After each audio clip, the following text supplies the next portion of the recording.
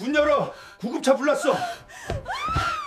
충격적이지만 심장마비 왔을 때 119 먼저 부르면 더 위험합니다. 첫 7초를 놓치면 뇌가 먼저 멈출 수도 있습니다. 45년 동안 응급실 현장을 지키며 수천 명의 심장마비 환자를 만났습니다. 그분들 대부분은 가슴을 움켜쥐고 응급실에 도착했지만 이미 뇌 손상이 시작된 상태였어요.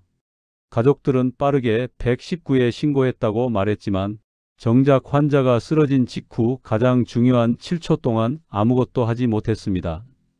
그저 놀라서 환자를 바라보거나 물을 가져오거나 우왕좌왕하며 귀중한 시간을 허비한 거죠. 혹시 여러분도 가슴이 조이는 통증을 느낀 적 있으신가요? 그때 조금만 참으면 괜찮겠지 하고 10초, 20초를 그냥 버티진 않으셨나요? 바로 그 순간이 생사를 가르는 결정적 시간입니다. 최근 2024년 대한응급의학회 조사 결과를 보면 심장마비 환자의 52%가 집에서 쓰러지고 그중 절반 이상이 혼자 있을 때 발생한다고 합니다. 더 심각한 건 일반인 대부분이 골든타임 7초라는 개념조차 모르고 있다는 사실이에요. 특히 60대 이후에는 심근어혈, 부정맥 같은 질환이 흔하게 나타나는데도 가슴 통증이 와도 나이 들면 다 그렇지 뭐 하며 대수롭지 않게 넘기는 경우가 너무 많습니다. 통증이 시작된 순간부터 이미 심장은 위험 신호를 보내고 있는데 말이죠. 이대로 방치하면 많은 분들이 본인도 모르는 사이에 생명과 뇌 건강을 잃을 수 있습니다. 그래서 오늘 이 자리에서 반드시 말씀드려야 한다고 결심했습니다. 안녕하세요. 저는 김도연입니다. 올해 70세 응급의학과 전문의로 지난 45년 동안 응급실 최전선에서 심정지 환자 4,000명 이상을 직접 살려냈습니다. 수많은 생명이 제 손을 거쳐갔고 어떤 분은 돌아왔지만 어떤 분은 끝내 돌아오지 못했어요. 그분들 곁에서 생명과 시간을 다투며 배운 살아남는 원리를 오늘 여러분께 책임감 있게 전하고자 합니다. 심장마비는 분명 두렵습니다. 하지만 원리를 알면 살아날 확률은 확실히 달라집니다. 오늘 제가 말씀드리는 단 몇 가지 원리만 기억하셔도 여러분과 가족의 생명을 지킬 수 있어요. 전혀 어렵지 않습니다. 의학 지식이 전혀 없어도 괜찮아요. 지금부터 차근차근 누구나 이해할 수 있게 알려드리겠습니다. 단 한 분이라도 이 영상을 보고 생명을 구한다면 그것만으로도 제게는 45년 의사 생활의 가장 큰 보람이 될 것입니다. 이 이야기가 도움이 되신다면 구독과 좋아요로 함께해 주세요. 지금 여러분의 고민은 무엇인가요? 심장과 여러분의 고민을 함께 댓글에 남겨주시면 제가 직접 답글로 친절히 도와드리겠습니다. 심장이 멈추는 순간 우리 몸에서는 정확히 무슨 일이 벌어질까요? 많은 분들이 심장마비를 단순히 심장이 멈춘다고만 생각하시는데 사실은 그보다 훨씬 복잡하고 빠른 연쇄 반응이 일어납니다. 심장은 우리 몸의 펌프입니다. 이 펌프가 갑자기 멈추면 단 4초에서 6초 사이에 뇌로 가는 혈류량이 50% 이상 감소합니다. 2023년 뉴잉글랜드 의학저널에 발표된 연구를 보면 7초에서 10초가 지나면 의식이 소실되기 시작한다고 명확히 나와 있어요. 쉽게 말하면 집에 전기가 끊기는 순간 모든 전자기기가 동시에 꺼지는 것과 똑같습니다. 심장이 멈추면 뇌라는 가장 중요한 기기부터 먼저 꺼지기 시작하는 거죠. 더욱 충격적인 건 시간이 흐를수록 생존율이 급격히 떨어진다는 사실입니다. 심장이 멈춘 후 10초만 지연되어도 생존율은 20%나 감소합니다. 1분이 지나면 생존 가능성은 절반 이하로 떨어지고 3분이 지나면 뇌세포가 돌이킬 수 없는 손상을 입기 시작해요. 5분이 넘어가면 설사 심장이 다시 뛴다 해도 뇌 손상으로 인한 후유증이 평생 남을 수 있습니다. 그렇다면 119에 신고하는 것보다 먼저 해야 할 행동은 무엇일까요? 바로 순환 확보입니다. 심장이 스스로 펌프질을 못한다면 외부에서라도 강제로 혈액을 순환시켜야 해요. 그게 바로 가슴 압박입니다. 119 구급대원이 도착하기까지 평균 6분에서 8분이 걸립니다. 도심 한복판이라면 4분 안에 올 수도 있지만 외곽 지역이라면 10분 이상 걸릴 수도 있어요. 그 시간 동안 아무것도 하지 않고 기다리면 뇌는 이미 회복 불가능한 상태가 됩니다. 혹시 여러분은 가슴에 통증이 왔을 때 어떻게 하시나요? 앉아서 잠깐 쉬어 보시나요? 아니면 물 한 잔 마시고 괜찮아지길 기다리시나요? 그런데 그 순간이 바로 7초의 시작입니다. 통증이 시작되는 순간 이미 심장은 위험 신호를 보내고 있는 거예요. 그때 즉시 행동하지 않으면 골든타임은 순식간에 사라집니다. 그럼 구체적으로 어떻게 해야 할까요? 가슴에 찢어지는 듯한 통증이나 극심한 압박감이 느껴지면 즉시 가슴 중앙 부위에 손을 올리고 압박 자세를 취해야 합니다. 혼자 있다면 본인이 직접 누르는 것만으로도 생존 가능성이 크게 높아져요. 동시에 전화기를 스피커 모드로 켜서 119에 신고하세요. 전화를 귀에 대고 있을 여유가 없습니다. 양손을 자유롭게 써야 하니까요. 이때 주의할 점이 있습니다. 가슴을 누를 때 양손을 제대로 모으지 못하거나 팔꿈치 각도가 잘못되면 효과가 절반으로 떨어집니다. 손바닥 아래쪽 단단한 부분으로 가슴뼈 중앙을 눌러야 하고 팔꿈치는 완전히 펴서 체중을 실어야 해요. 분당 100회에서 120회 속도로 강하게 누르는 게 이상적이지만 혼자서 본인 가슴을 누를 때는 그 속도를 맞추기 어렵습니다. 그래도 괜찮아요. 느리더라도 계속 누르는 게 중요합니다. 절대로 해서는 안 되는 민간요법도 있습니다. 손을 비비거나 찬물을 마시거나 담요를 덮고 누워서 쉬는 행동은 아무 도움이 되지 않습니다. 오히려 시간만 낭비하고 상태를 악화시킬 뿐이에요. 또 협심증과 심장마비를 구별하려고 애쓰지 마세요. 일반인이 그 둘을 구분하는 건 거의 불가능합니다. 의심스러우면 무조건 심장마비라고 생각하고 즉시 대응하는 게 맞습니다. 마지막으로 기억하셔야 할 건 7초라는 시간은 생각보다 훨씬 짧다는 겁니다. 하나, 둘, 셋, 넷, 다섯, 여섯, 일곱 세어보세요. 이 짧은 시간 안에 판단하고 행동해야 합니다. 망설이는 순간 생명은 우리 손에서 멀어집니다. 그래서 지금 미리 연습하고 머릿속에 각인시켜야 해요. 실제 상황에서는 패닉 상태가 되기 때문에 평소에 반복해서 익혀둔 행동만 나옵니다. 자, 그럼 이제 실제 환자분의 이야기를 들어볼까요? 이 원리를 알고 있었기에 살아남은 분의 생생한 경험담입니다. 2년 전 겨울이었습니다. 68세 박선영님이 응급실로 실려왔어요. 119 구급대원들이 들것을 밀며 들어오는데 선영님은 의식이 또렷했습니다. 얼굴은 창백했지만 눈빛은 살아 있었어요. 심전도를 찍어보니 급성 심근경색이었습니다. 일반적으로 이 정도 수치라면 이미 의식을 잃고 쓰러져 있어야 정상인데 선영님은 달랐습니다. 나중에 들어보니 선영님은 그날 오후 혼자 집에 계셨다고 해요. 거실 소파에 앉아 텔레비전을 보고 있었는데 갑자기 가슴 한가운데가 찢어지는 것처럼 아팠답니다. 숨을 쉴 수가 없었대요. 왼쪽 팔이 저리고 식은땀이 비 오듯 쏟아졌다고 합니다. 그 순간 선영님 머릿속에 떠오른 건 몇 달 전 동네 보건소에서 들었던 심폐소생술 교육이었어요. 선영님은 본능적으로 알았답니다. 지금 심장에 문제가 생겼다는 걸요. 그래서 쓰러지기 전에, 의식을 잃기 전에 뭔가 해야 한다고 생각했대요. 통증이 시작된 지 정확히 7초 만에 선영님은 오른손으로 본인 가슴 중앙을 세게 눌렀습니다. 그리고 왼손으로는 탁자 위에 있던 휴대폰을 집어 119를 눌렀어요. 스피커 모드로 바꾼 뒤 양손으로 가슴을 계속 압박했답니다. 전화를 받은 119 상황요원이 어디가 아프세요? 라고 물었을 때 선영님은 가까스로 심장, 가슴, 아파요 라고 말했대요. 목소리는 떨렸지만 또렷했습니다. 상황요원은 즉시 구급차를 출동시키고 동시에 선영님께 가슴 압박을 계속하라고 지시했어요. 선영님은 그 지시를 따라 구급차가 도착할 때까지 약 4분 동안 스스로 가슴을 눌렀습니다. 구급대원들이 도착했을 때 선영님은 여전히 의식이 있었어요. 보통 이런 경우 환자는 이미 쓰러져 있거나 의식이 흐릿한 상태인데 선영님은 달랐습니다. 구급대원들도 놀랐다고 해요.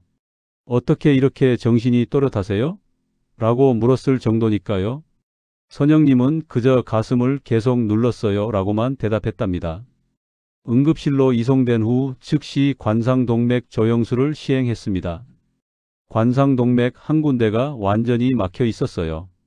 바로 스텐트 시술을 진행했고 다행히 성공적으로 끝났습니다. 중환자실에서 하루를 보낸 뒤 일반 병동으로 옮겼고 일주일 뒤 퇴원했어요. 놀라운 건 뇌 손상이 전혀 없었다는 겁니다. 보통 이 정도 심근경색이면 뇌로 가는 혈류가 끊겨서 최소한의 손상은 남기 마련인데 선영님은 깨끗했습니다. 퇴원 전날 제가 병실로 찾아가 여쭤봤어요. 어떻게 그렇게 침착하게 대응하셨어요? 선영님은 조용히 웃으며 말씀하셨습니다. 사실 무서웠어요. 이대로 죽는 건가 싶었죠. 근데 보건소에서 들었던 말이 자꾸 떠올랐어요. 심장이 멈추면 7초 안에 뭔가 해야 한다고요. 그래서 생각할 틈도 없이 일단 눌렀어요. 그게 살았네요. 선영님의 사례를 의학적으로 분석해보면 초기 순환 유지가 결정적 역할을 했습니다. 본인이 직접 가슴을 누름으로써 최소한의 혈류를 뇌로 보낼 수 있었고 그 덕분에 뇌세포가 괴사하지 않았어요. 만약 선영님이 그냥 쓰러져서 119만 기다렸다면 4분이라는 시간 동안 뇌는 산소 공급 없이 방치됐을 겁니다. 그랬다면 지금처럼 건강하게 퇴원하지 못했을 거예요. 지금 선영님은 2년이 지난 지금도 건강하게 지내고 계십니다. 가끔 병원에 정기검진 오실 때마다 제게 인사하러 오세요. 선생님, 저 아직 살아있어요 라며 환하게 웃으시는 모습을 볼 때마다 가슴이 뭉클합니다. 선영님은 이렇게 말씀하셨어요. 살아있다는 게 기적 같아요. 그냥 7초만 빨리 움직였을 뿐인데 제 인생이 완전히 달라졌어요. 선영님의 이야기는 우리에게 중요한 교훈을 줍니다. 지식이 생명을 구한다는 것, 그리고 7초의 행동이 평생을 바꿀 수 있다는 것을요.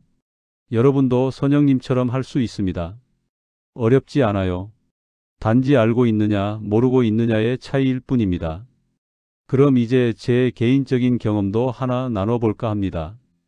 의사인 저 역시 가족의 심장 문제 앞에서는 한없이 무력했던 순간이 있었거든요. 15년 전 일입니다. 제 아내가 그때 55세였는데 어느 날 저녁 갑자기 가슴 통증을 호소했어요. 처음엔 체한 것처럼 보였습니다.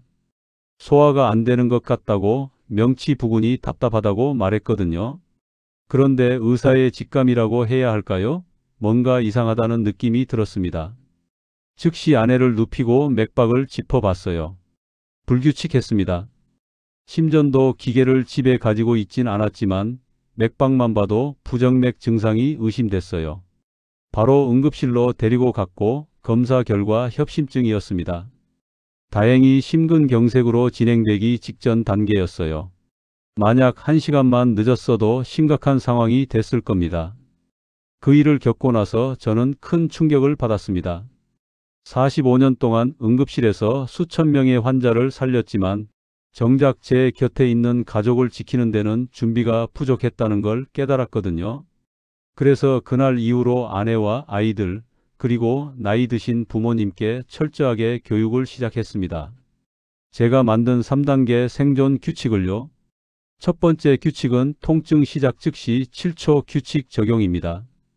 가슴에 조금이라도 이상한 느낌이 들면 설사 체한 것 같아도 일단 심장 문제라고 가정하고 행동하라고 가르쳤어요.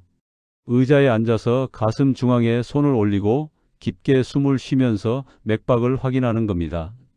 만약 맥박이 불규칙하거나 통증이 계속되면 즉시 다음 단계로 넘어가야 해요. 두 번째 규칙은 무조건 스피커폰 자동 연결입니다. 저는 아내 휴대폰에 119 단축 번호를 등록해뒀고 통화 시 자동으로 스피커 모드로 전환되도록 설정했어요. 왜냐하면 손이 떨리는 상황에서 버튼을 누르기 어렵거든요. 또한 전화를 귀에 대고 있으면 양손을 자유롭게 쓸 수 없습니다. 스피커폰으로 해두면 119 상황 요원의 지시를 들으며 동시에 가슴 압박을 할 수 있어요. 세 번째 규칙은 약 보관 위치 통일입니다. 우리 집에는 니트로글리세린이라는 협심증 응급약이 항상 세 곳에 비치되어 있어요. 침실 침대 옆 서랍, 거실 텔레비전 옆 서랍, 그리고 현관 신발장 위. 이 세 곳은 집안 어디에 있든 30초 안에 도달할 수 있는 위치입니다. 약 위치를 모르거나 찾아 헤매느라 시간을 낭비하면 안 되니까요. 이 3단계 규칙을 가족들에게 반복해서 연습시켰습니다. 처음엔 다들 아빠 너무 오버하는 거 아니야? 라고 했어요. 하지만 저는 단호했습니다. 생명 앞에서 오버란 없다고 말했죠. 실제로 일주일에 한 번씩 가족 모두 모여서 시뮬레이션을 했어요. 누군가 갑자기 가슴 아파 라고 외치면 나머지 가족들이 어떻게 대응하는지 실전처럼 연습했습니다. 처음엔 어색하고 우스꽝스러웠지만 반복하니까 몸에 익더라고요. 지금은 제 가족 누구라도 심장 문제가 생기면 자동으로 이 3단계를 실행할 수 있습니다. 실제로 2년 전 저희 어머니가 가슴 통증을 느끼셨을 때 아내가 정확히 이 매뉴얼대로 대응해서 큰 사고를 막았어요.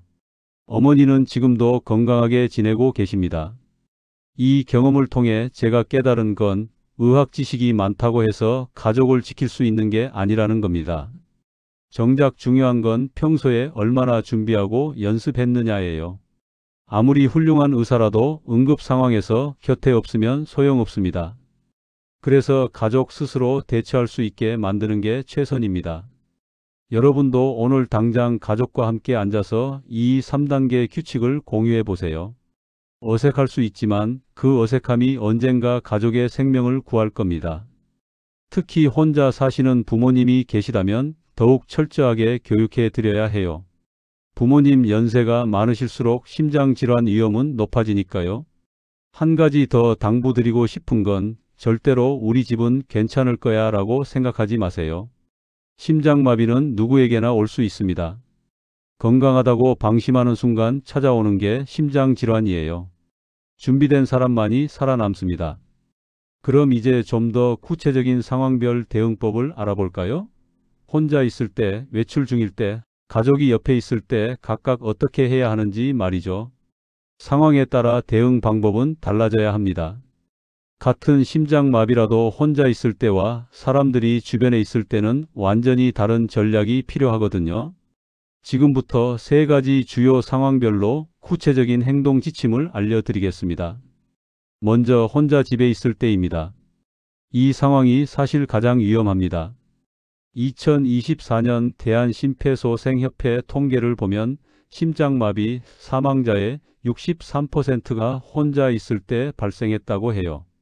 주변에 도와줄 사람이 없으니 모든 걸 본인이 해결해야 합니다. 혼자 있다가 가슴 통증이 시작되면 첫 번째로 할 일은 바닥에 주저앉는 겁니다. 절대 서 있지 마세요. 쓰러지면서 머리를 다칠 수 있거든요.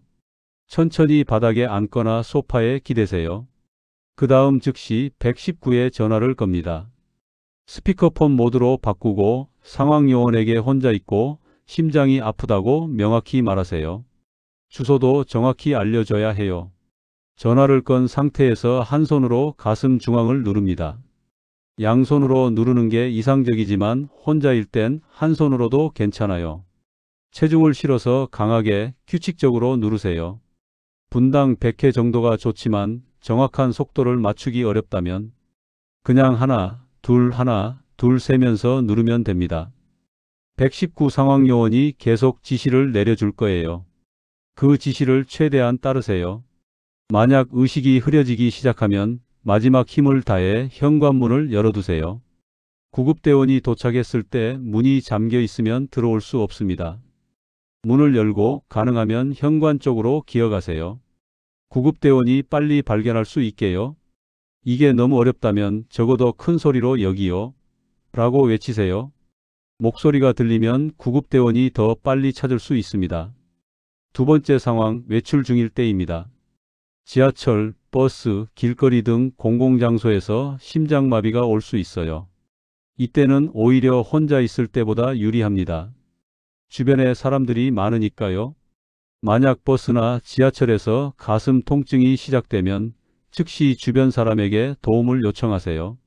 심장이 아파요. 119 불러주세요 라고 크게 외치세요. 부끄러워하지 마세요. 창피함과 생명 중 뭐가 더 중요한가요? 대부분의 사람들은 기꺼이 도와줄 겁니다. 주저앉으면서 가슴을 누르고 누군가 119에 신고하는 동안 다른 사람에게 자동심장 충격기 있는지 찾아주세요 라고 부탁하세요. 지하철역, 공공기관, 대형 건물에는 대부분 자동심장 충격기, 즉 AED가 비치되어 있습니다. 이걸 가져오면 생존율이 몇 배로 높아져요. 반대로 여러분이 외출 중 누군가 쓰러진 걸 목격했다면 어떻게 해야 할까요? 먼저 그 사람, 어깨를 가볍게 두드리며 괜찮으세요? 라고 물어보세요. 반응이 없으면 즉시 119에 신고하고 주변에 AED 가져다 주세요. 라고 외치세요. 그리고 바로 가슴 압박을 시작합니다. 가슴 압박 방법은 간단합니다. 환자를 딱딱한 바닥에 눕히고 가슴뼈 정중앙에 한 손바닥을 올린 뒤 다른 손을 그 위에 깍지 끼듯 겹칩니다. 팔꿈치를 쭉 펴고 어깨에 힘으로 체중을 실어 최소 5cm 깊이로 누르세요.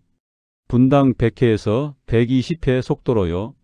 생각보다 빨라야 합니다.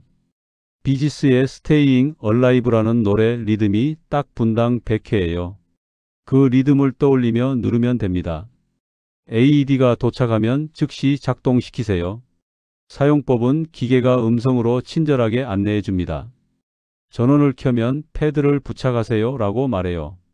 패드 2개를 환자 가슴에 붙이면 기계가 자동으로 심전도를 분석합니다. 전기 충격이 필요하면 심장 충격이 필요합니다. 환자에게서 떨어지세요 라고 경고하고 버튼을 누르라고 지시해요. 그대로 따라하면 됩니다. 전혀 어렵지 않아요. 세 번째 상황, 가족이 옆에 있을 때입니다. 이건 가장 이상적인 상황이에요. 역할 분담이 가능하니까요.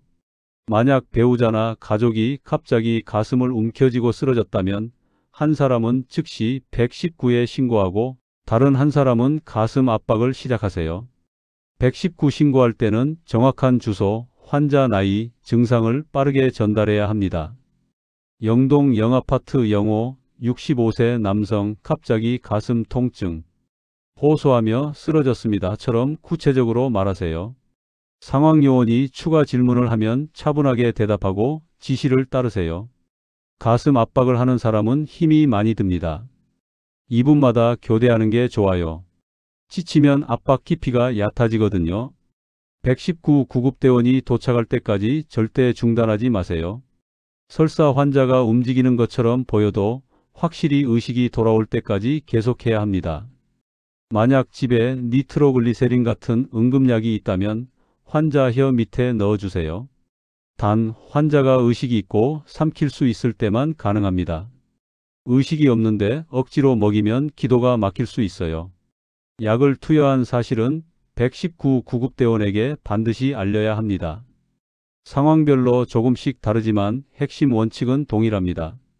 7초 안에 판단하고 즉시 순환을 확보하고 119에 신고하고 전문 도움이 올 때까지 포기하지 않는 것. 이 네 가지만 기억하세요. 마지막으로 한 가지 더, 여러분이 심폐소생술을 배운 적이 없더라도 절대 주저하지 마세요. 아무것도 안 하는 것보다 서툴게라도 가슴을 누르는 게 100배 낫습니다. 법적으로도 선한 의도로 응급처치를 한 사람은 보호받습니다. 실수를 두려워하지 마세요. 여러분의 용기가 누군가의 생명을 구할 수 있습니다. 지금까지 상황별 대응법을 알아봤습니다. 혼자 있을 때, 외출 중일 때, 가족이 함께 있을 때 각각 어떻게 행동해야 하는지 이제 머릿속에 그려지시나요? 이 내용을 오늘 한번 보고 끝내지 마세요. 메모해 두고 가족과 공유하고 가끔씩 다시 떠올려 보세요. 반복해서 익혀야 실제 상황에서 몸이 자동으로 움직입니다.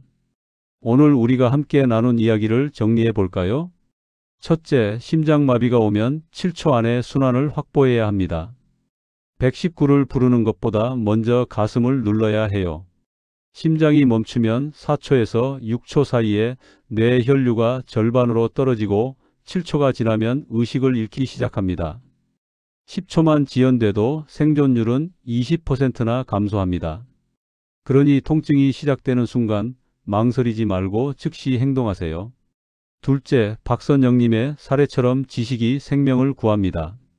선영님은 단지 보건소에서 들었던 교육 내용을 기억했을 뿐인데 그 기억이 본인의 목숨을 살렸어요. 여러분도 오늘 이 영상을 본 것만으로도 이미 한 걸음 앞서 나간 겁니다. 이제 여러분은 7초의 중요성을 알고 있으니까요. 셋째, 가족과 함께 준비하세요. 제가 아내와 가족들에게 가르쳤던 3단계 생존 규칙을 기억하시나요? 통증 시작 즉시 7초 규칙 적용, 무조건 스피커폰 자동 연결, 약 보관 위치 통일. 이 세 가지만 지켜도 위급 상황에서 당황하지 않고 대응할 수 있습니다. 오늘 저녁 식탁에서 가족들과 이 이야기를 나눠보세요.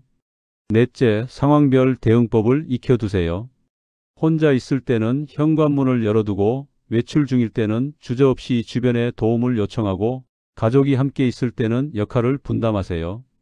AED 사용법도 어렵지 않으니 기회가 되면 한 번쯤 체험해 보시길 권합니다. 저는 45년 동안 응급실에서 수많은 생명을 지켜봤습니다. 살아난 분도 많지만 안타깝게 떠나보낸 분도 많아요. 그분들을 보며 항상 느끼는 건 단 몇 초의 차이가 삶과 죽음을 가른다는 사실입니다. 누군가는 7초를 알았기에 살았고 누군가는 7초를 몰라서 떠났어요. 이 영상을 보고 계신 여러분은 이제 알고 있습니다.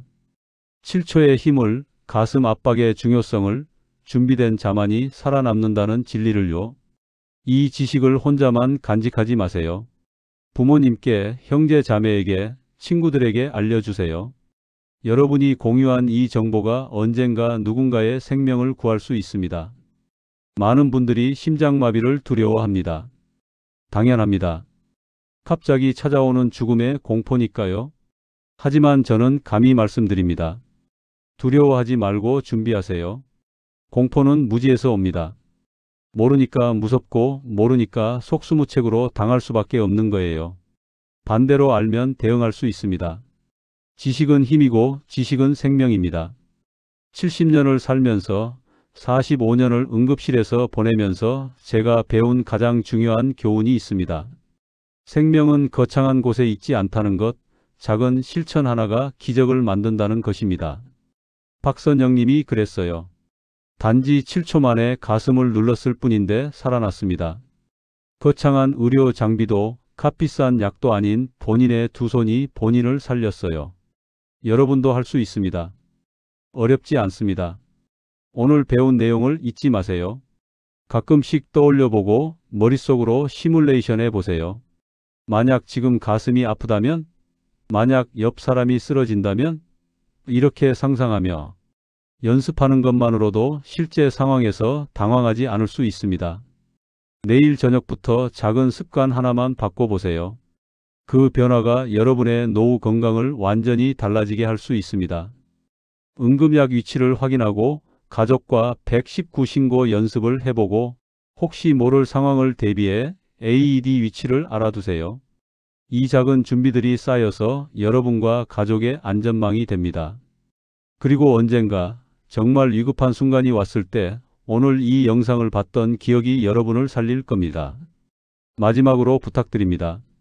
이 정보를 널리 퍼뜨려 주세요.